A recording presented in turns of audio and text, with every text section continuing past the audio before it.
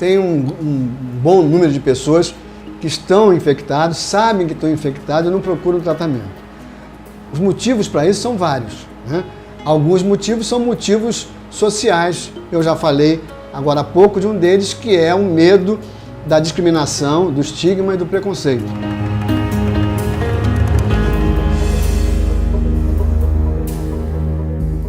Mas criança é fácil de você tratar, eles mesmo não sabem o que eles têm, né? Então todos tomam remédio, então não faz diferença entre um e outro, porque todos tomam aquela hora o remédio. Nem passa pela cabeça deles que doença é essa, é mais fácil. O adulto tem culpa para começar.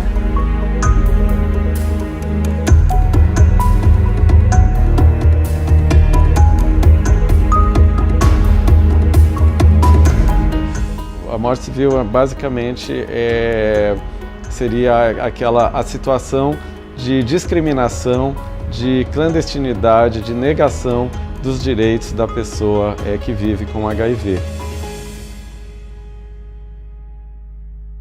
O meu trabalho começou, como eu falei, em 1990. Lá atrás, nós não tínhamos ainda nenhum remédio. O único instrumento que nós tínhamos lá atrás eram os preservativos. Era o único, né? Não existia nem ainda o AZT, né? E aí era um trabalho extremamente complicado, muito difícil, né? Muitas vezes nós tínhamos que trabalhar com a possibilidade da morte daquele paciente. A morte era uma marca importante, né? Eu já tinha 54 anos quando ele morreu. E então, ele que perdeu a vida, eu estou aqui dando uma entrevista, conversando com você, ajudando as crianças, e ele sabia que o tempo dele era curto. Então, eu acho que ele sofreu muito, é porque ele não se deixava bater. Uma pessoa muito forte, muito firme. Essa ideia de que a AIDS ela é uma doença que veio de castigo, para servir de castigo para sexualidades desenfreadas ou pecaminosas, ou a ideia de que a AIDS ela só afetaria os determinados grupos de risco e contribuindo para segregar, para discriminar ainda mais esses grupos. Tudo isso a Bia, juntamente com outras organizações, através deste conceito da solidariedade, através o conceito de morte civil, consegue mostrar uma outra maneira de pensar.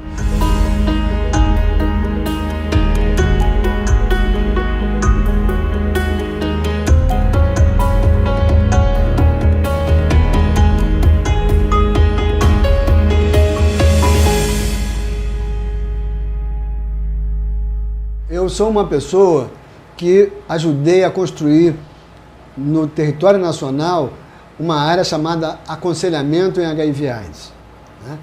Existem pessoas hoje no Brasil e algumas pessoas no mundo que acham que devia acabar o aconselhamento para HIV/AIDS.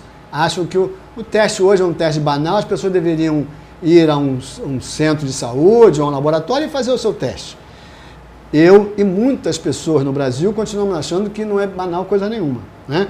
As pessoas têm que ser preparadas para fazer o teste HIV. Ele começou a ter uns sintomas, tinha uma febre, ia fazer um show, voltava do show lá para casa, que estava com febre, em vez de ir para casa dele. E ele mesmo pediu para fazer um teste, porque uma vez ele virou para mim e falou: mãe, eu acho que eu tenho AIDS. Eu disse: que isso, vira a boca para lá, que você jamais, você não me disse que você não é promíscuo, você não vai ter essa doença. Ele disse: eu não sei porque alguma coisa me diz.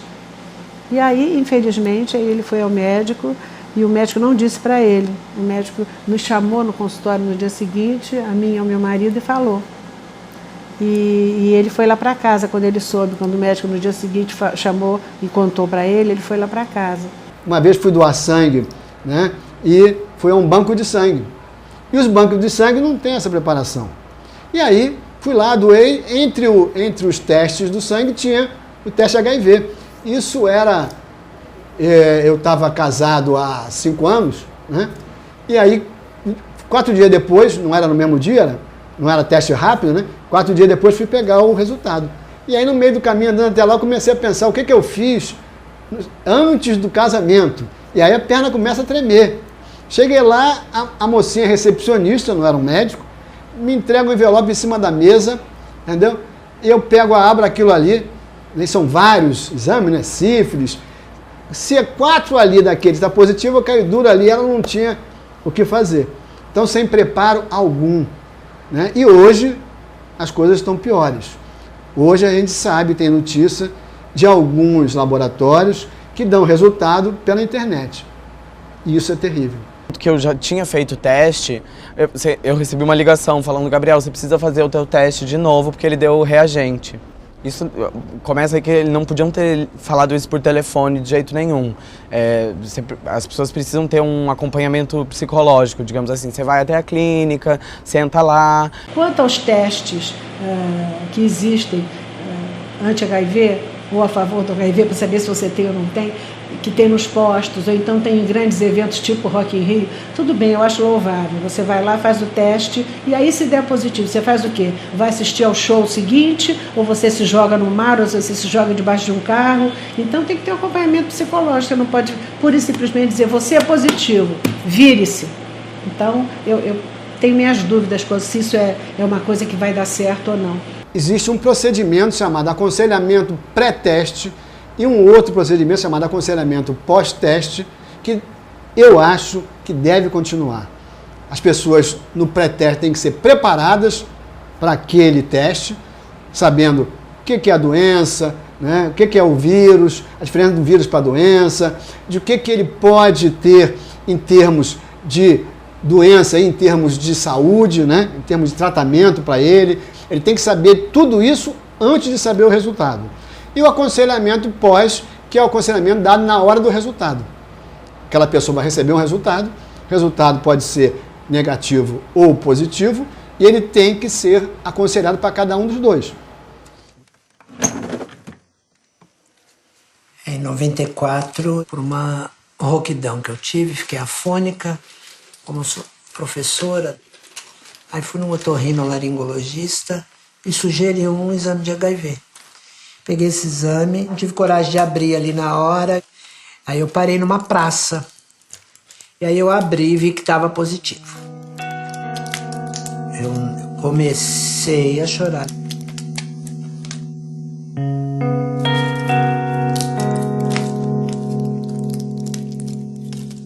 O que eu vou fazer da minha vida? Eu tenho 34 anos, vou morrer tão jovem. E aí eu falei: mãe, não acredito que isso está acontecendo comigo. Nessa época, eu tinha um cabelo literalmente quase no bumbum. Lindo cabelo, parece uma crina de cavalo, assim, de égua. E aí, 2 semanas depois, eu comecei a perceber que estava caindo o cabelo, até que um dia eu fiz assim e saiu como se fosse uma peruca no meu cabelo. Aí eu fiquei apavorada, porque eu levei tantos anos para ter os cabelos compridos, para feminilizar a minha silhueta. E aí eu falei: vou ficar careca.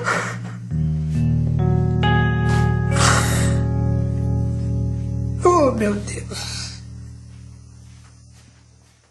Os nossos projetos de prevenção, em geral, eles procuram, ainda que sejam projetos modelo, porque não podemos chegar no país inteiro, mas eles mostram que é possível articular uma ONG de AIDS com o movimento negro, com o movimento feminista, com o movimento gay, né? E criar dessa maneira pontes de solidariedade, né? E envolver diretamente as próprias populações na execução ou em todas as fases de implementação daquele projeto. Não estamos substituindo camisinha.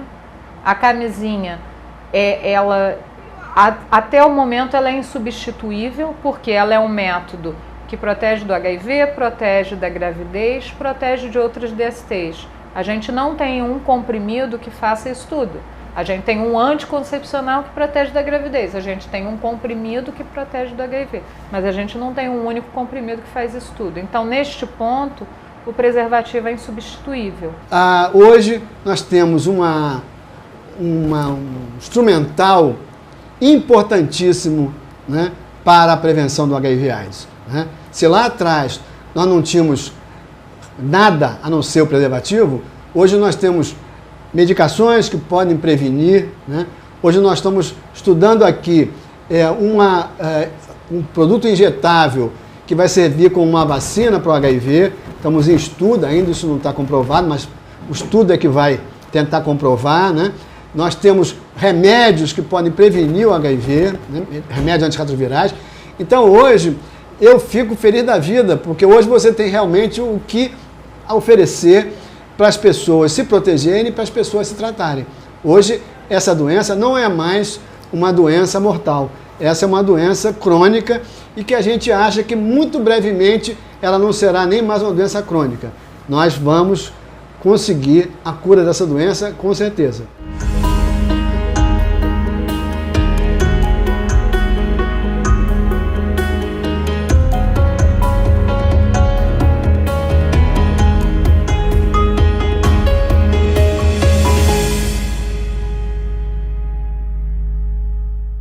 Existe uma falsa ideia que a epidemia de HIV está sob controle. Não, ela não está. No Brasil, a gente tem mais de 700 mil pessoas vivendo hoje com HIV e AIDS. E dados dos últimos 10 anos, até 2015, a gente verifica que 44% dos novos casos de infecção pelo HIV são em homens jovens. E as faixas etárias vão de 13 a 24 anos. E entre 13 e 19 anos, esse aumento é 3 vezes mais. E entre 19 e 24 anos, é 2 vezes mais. Porque é um assunto que não é levantado nas escolas, não é levantado no núcleo familiar, que eu acho que é o mais importante. Então, quando tem na internet, ele só vai passar. É simplesmente uma página. Entendeu? Ele não vai parar para analisar, para ler. E isso resulta no que a gente vive hoje, né? Uma epidemia entre os jovens, vamos falar assim, né? Porque se for abordada a questão de prevenção para menor de idade, nós temos uma série de leis, de burocracias jurídicas, lei da criança e do adolescente, que você acaba fazendo ou não uma alusão ao sexo, né? E isso cai numa discussão que é um tema bastante polêmico, né? No Estatuto da Criança e do Adolescente. Eu não sabia da existência do HIV. Realmente, tipo, eu falo isso, as pessoas falam, mentira, garota, a internet tá aí, ou tá tudo aí. Mas eu realmente isso não chegou até mim, sabe? Eu nunca tive, digamos assim, não que as pessoas precisam ter medo de HIV, mas eu nunca tive esse cuidado com o HIV, até porque eu nunca vi nada sobre isso, sabe? Tipo, eu lembro de ver campanhas bem pontuais, mas são coisas bem pequeno, assim, sabe? Eu acho que para ser uma coisa do jeito que tá, a epidemia crescendo e tudo mais, eu acho que isso devia ser um assunto que tem que estar sido falado, tipo, não só no dia 1º de dezembro, não só no carnaval, um pouquinho antes. A mim me preocupa muito os índices do Ministério da Saúde quanto à contaminação de jovens. Então, ano passado, os jovens, o maior número de índices de novos casos foi entre jovens. Em plenas, são pessoas que têm vida sexual ativa e tudo. Então, eles não sabem nem que doença é essa, só se descobre quando já estão contaminados. Eu acho que é falta de informação. O Ministério da Saúde devia fazer umas campanhas como fazia antigamente. Não eram maravilhosas, mas valiam alguma coisa, né? Eu acho que a gente ainda peca muito nas nossas campanhas. As nossas campanhas em relação ao HIV são basicamente no carnaval, então parece que as pessoas não têm uma vida sexual no resto do ano, então isso ainda é um erro. As nossas campanhas ainda se baseiam no pilar do preservativo, e mais uma vez, eu não sou contra o preservativo, eu adoro o preservativo, ele é ótimo, mas não é só preservativo, é testagem e também se eu não me testei, se eu não usei preservativo, o que eu faço? Eu busco o serviço de saúde. Eu tenho PEP no serviço de saúde, que é a profilaxia pós-exposição. Isso não é dito em campanha nenhuma. E eu não tenho campanhas em horários alternativos, talvez mais tarde ou em canais específicos, que falem onde está o meu risco. Para a maioria das pessoas, se eu tive qualquer tipo de prática sexual desprotegida, qualquer tipo de sexo desprotegido, o meu risco é igual, quando a gente sabe que os riscos são diferentes dependendo da minha prática sexual.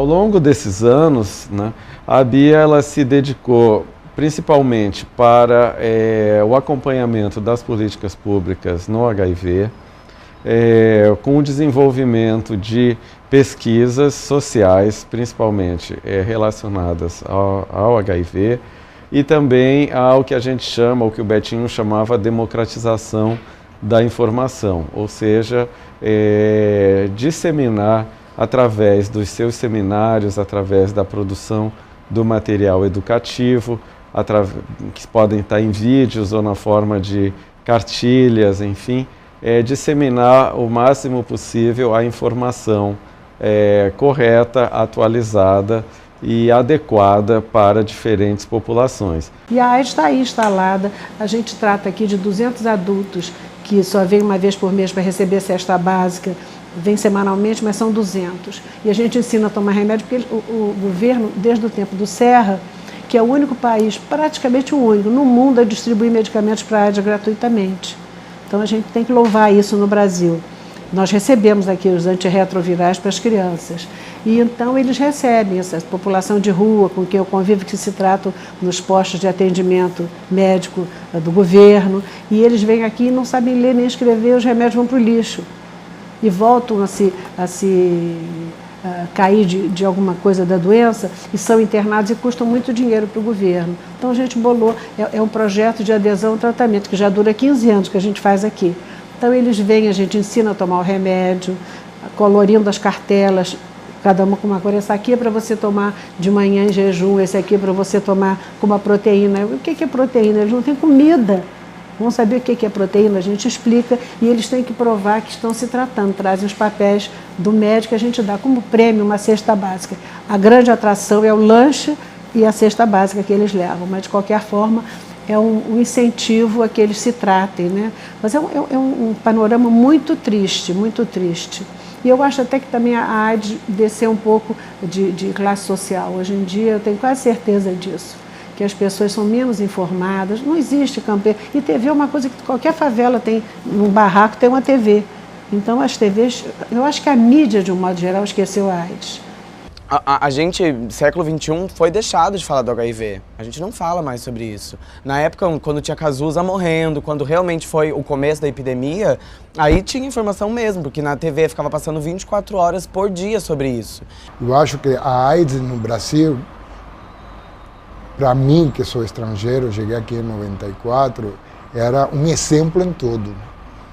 Era campanhas maravilhosas para a prevenção do HIV, um trabalho super de tope de linha relacionado à sexualidade e gênero, com esse olhar de direitos humanos. Para mim, era um exemplo mundial. E aos poucos tem perdido essa condição. A Sociedade Viva Cazuza já passaram por aqui 150 crianças nesses 26 anos. Bebês que moram aqui. Alguns vieram beber, tem criança de 3 dias de nascimento que veio para aqui já. E saem aos 18 anos, elas saem 18, 19 anos. E elas têm toda a sorte de tratamento. Nós temos uma médica assistente que vem aqui semanalmente ou em casos extremos, que graças a Deus ultimamente a gente não tem tido casos assim de emergência. E elas têm tudo que uma criança de classe média tem. Elas estudam nas escolas do bairro, elas frequentam teatros, sábado e domingo, elas foram aos desfiles de escola de samba mais velhas. E, enfim, eu acho que elas têm tudo que uma... E é como se eu tivesse uma casa com 22 filhos. E tem babá, enfermeira, lavadeira, passadeira, cozinheira, tem o staff todo que funciona aqui com eles, né? Então, antes da morte física, clínica, a pessoa com HIV, por causa desse discurso de pânico, de medo, de discriminação, por causa desses valores negativos, ela passa quase que por uma morte civil, onde a ela é negado o direito à saúde, o direito à moradia, o direito à reprodução, o direito ao trabalho, né? E isso nós temos que enfrentar e combater. Então, acho que com esses conceitos, com essa articulação, a Bia consegue criar esse contradiscurso que orienta o nosso trabalho até os dias de hoje. Ainda hoje, depois de tantos anos, ter HIV é uma marca, né? A sociedade ainda acha que só algumas pessoas têm HIV, né? Embora toda a ciência mostra que qualquer um pode pegar HIV, qualquer um. Mas a sociedade ainda continua com essa marca. E uma pessoa que tem HIV tem que superar isso. É complicado. Muita gente não consegue superar, não consegue encarar e dizer, eu tenho uma doença que todo mundo pode ter, que é comum, eu não vou ficar escondendo nada de ninguém. Né? Não é assim que acontece. As pessoas normalmente elas ficam muito para baixo, muito afetadas com o diagnóstico, embora com todas as possibilidades que temos hoje. Então, é importante que o jovem saiba que ainda não é fácil ter HIV.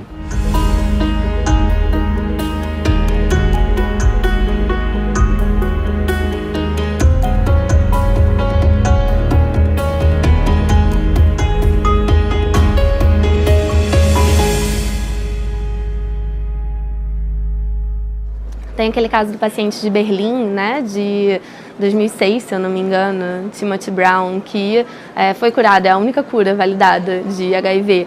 E isso meio que acendeu um alerta ali para os cientistas. Claro que não dá para replicar o caso dele, que foi um transplante de medula óssea, mas dá para ter alguma ideia de que é possível, porque ele já está há uma década sem ter vestígio de HIV no corpo e não toma antirretrovirais. Quando eu vim trabalhar aqui, as nossas propostas de projeto sempre eram voltadas para o tratamento do HIV. Pouco se falava de prevenção e pouco a gente tinha a oferecer para prevenção. E quando chegamos no ano 2007, 2008, foi a primeira vez que a gente participou de um projeto multicêntrico que aconteceu em diversos países, um estudo famoso chamado IPREX, que era um estudo que foi testar o uso de um antirretroviral, Truvada, por pessoas HIV negativas como forma de protegê-las contra o HIV.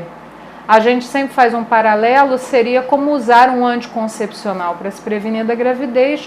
O estudo servia para usar o antirretroviral para prevenir o HIV naquelas pessoas negativas, mas que se identificavam em alto risco de adquirir a infecção. O estudo IPREX foi em 2007, envolveu 2.990 pessoas ao longo do mundo, inclusive no Brasil e aqui na Fiocruz, em que um grupo recebeu Truvada, outro grupo recebeu placebo, porque naquele momento a gente não sabia se seria eficaz, então era um estudo de segurança e eficácia. Em 2010 saíram os primeiros resultados mostrando que Truvada prevenia sim o HIV. Em 2002, o FDA, nos Estados Unidos, autorizou o uso do Truvada como prevenção do HIV e, em paralelo a isso, a Organização Mundial de Saúde recomendou que os países que pudessem oferecer Truvada oferecessem e que fizessem localmente projetos demonstrativos com Truvada como forma de prevenção.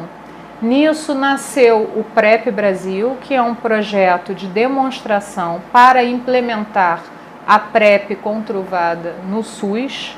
É um projeto desenvolvido pela Fiocruz, realizado hoje em 5 estados, aqui no Rio de Janeiro, em 4 estados, mais 5 centros, aqui no Rio de Janeiro, 2 em São Paulo, 1 em Porto Alegre e 1 em Manaus. Já temos alguns resultados publicados a respeito desse estudo, mostrando que a população brasileira tem interesse de ter a PrEP no SUS como tecnologia para a prevenção do HIV.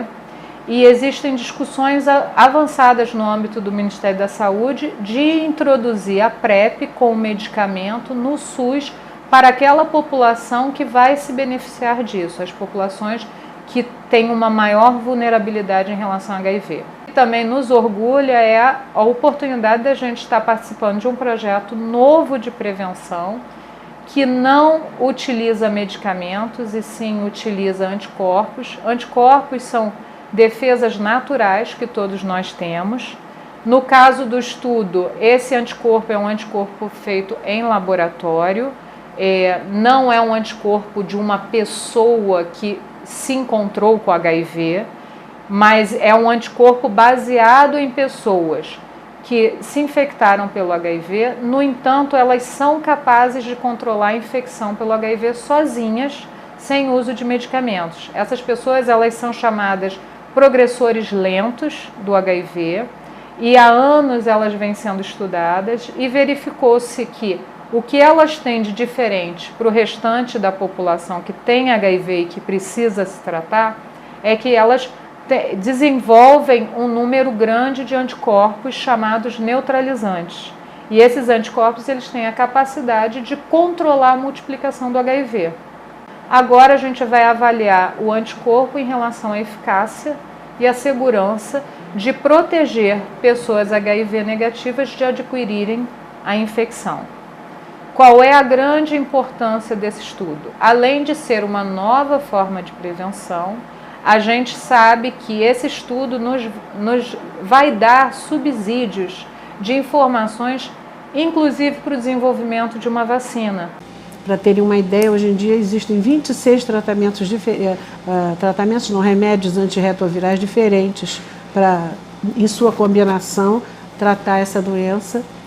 E que eu considero isso uma faca de dois gumes, porque por um lado as pessoas ficam bem bonitas e uma aparência boa, o que não acontecia no passado, e isso que aconteceu foi que as pessoas passaram a não se cuidar tanto, arranjam um namorado ou uma namorada e dizem, tá tão bonito, tão saudável, então eu não usei camisinha. Então camisinha é uma coisa que é desagradável de usar talvez, mas que evita que você pegue uma doença que não tem cura.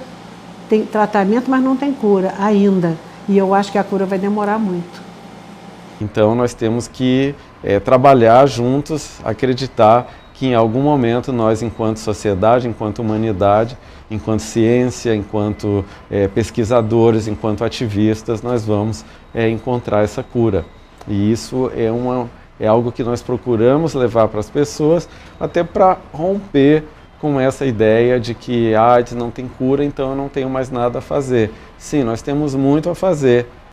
As pessoas têm que entender que o HIV não é o final da sua história, da sua vida, que talvez seja um recomeço, sabe? Tipo, eu tive uma outra perspectiva de vida após descobrir ter o HIV. Eu quis cuidar mais da minha saúde, eu quis cuidar mais do meu corpo, eu comecei a me amar mais. Óbvio que descubra o HIV e comece o tratamento para que ele não vire a AIDS.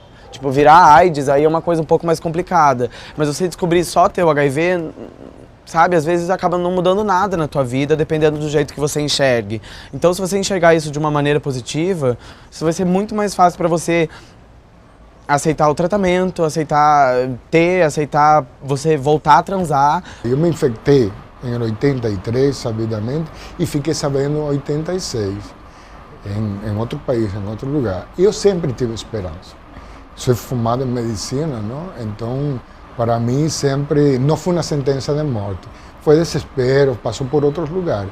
Mas sempre, quando falam de cura, por exemplo, eu acho que desde minha geração, de 10 em 10 anos, a cura está prometida. Então, até para mim, o conceito de saúde e doença mudou. O que significa hoje, para mim, sendo portador do vírus ou com AIDS, ter saúde ou não estar doente? Não tem nenhuma doença por HIV, tem minha carga viral indetectável. Isso não significa saúde? Não está saudável? Eu sim, tem outros efeitos colaterais, como seria com qualquer encarar outros medicamentos, outras questões. E lá atrás, né, a gente dava uma falsa esperança, porque não tínhamos nenhum remédio, né? Tínhamos só o preservativo. Hoje, nós temos mais de 25 remédios, né? Pesquisas que estão aí às portas de você conseguir uma cura funcional, né? Se não conseguimos a cura total, conseguiremos certamente, mais alguns anos, a cura funcional. O que é a cura funcional? É aquela pessoa que vai estar com HIV, né, mas o HIV vai estar controlado e não vai poder fazer nenhum mal a ela, nem passar para outra pessoa, né? Como a gente tem algumas doenças, né, comuns da gente, tem gente que tem hepatite, né, e convive com a hepatite, né? Algumas doenças hoje são doenças controladas pelo próprio organismo, né, daquela pessoa, né? Então, nós vamos chegar a esse patamar de cura funcional. Acredito até que talvez chegamos a uma cura muito maior do que a funcional, a partir das pesquisas que nós estamos desenvolvendo aqui, junto com alguns países no mundo.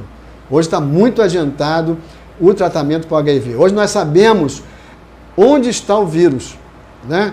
Antigamente a gente tratava, o vírus sumia do corpo e aí ele aparecia de novo. Hoje a gente sabe que existem reservatórios nobres em que o vírus fica lá escondido, né?